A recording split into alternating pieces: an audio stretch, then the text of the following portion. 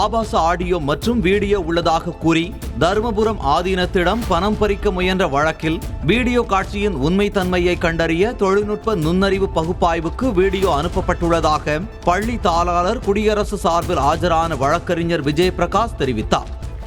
ஒரு மடாதிபதி அவரோட தம்பியே உதவியாளராக வச்சிருக்காரு. மடாதிபதிங்கிறவர் அவர் எல்லாம் துறவரம் மேற்கொண்டவர், அவரோட எந்த ஒட்டு உறவும் கிடையாது அவருக்கு.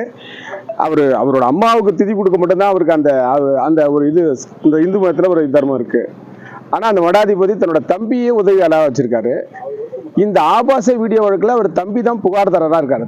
ஆதீனம் மடாதிபதி ஸ்ரீ மாசிலாமணி சுவாமிகள் இதில் எந்த இடத்துலையும் வரல. அவர் தம்பிக்கு விருத்தகிரி தான் இதில் புகார் கொடுத்துருக்காரு.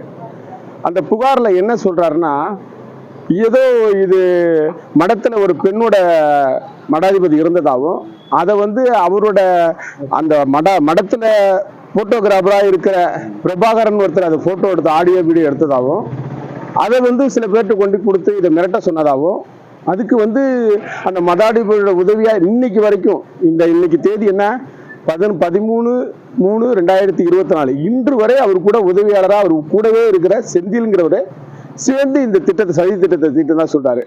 சொல்லி இந்த வழக்கை இவங்க 10/2/2024 அன்னைக்கு இவர் போய் மடத்தில் அவர் தம்பியை மிரட்டினதாகவும் இந்த ஆபாச வீடியோ ஒன்று இருக்கு, அந்த ஆபாச வீடியோ நாங்கள் வெளியிடுவோம், அது வெளியிடாமல் இருக்கணும்னா நீங்கள் எனக்கு பணம் தரணும்னு சொல்லி அதிபரை மிரட்டினதாகவும் மடாதிபதியை மிரட்ட போனதாகவும் தலைமை பீடாதிபதியை மிரட்டினதாகவும் அதை அவர் இதை பற்றி நான் ஒன்றும் கருத்து சொல்ல முடியாது, நீங்கள் இது சம்மந்தமாக என் தம்பிக்கிட்ட தான் பேசணும்னு அவர் சொன்னதாகவும் அவர் தம்பிக்கிட்ட பேசும்போது நான் எங்கள் அண்ணன் கிட்ட கேட்டுட்டு பார்த்துட்டு சொல்கிறேன்னு சொன்னதாகவும் திரும்ப சொல்லாதனால திரும்ப கேட்கும்போது இந்த பண சம்பந்தமான கேட்கும்போது 2 பேருக்கும் தள்ளுமுள்ளு வந்தாகவும் இவர் அந்த மடத்துக்குள்ள கழுத்து பிடிச்சி நெரிச்சதாகவும் தான் அந்த புகார்ல சொல்லியிருக்காரு.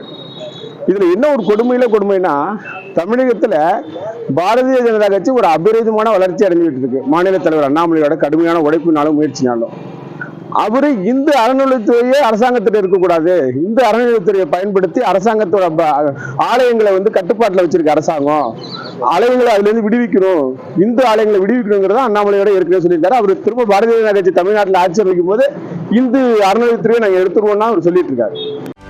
செய்திகளை உடனுக்குடனும் துல்லியமாகவும் தெரிந்து கொள்ள சப்ஸ்கிரைப் பண்ணுங்க.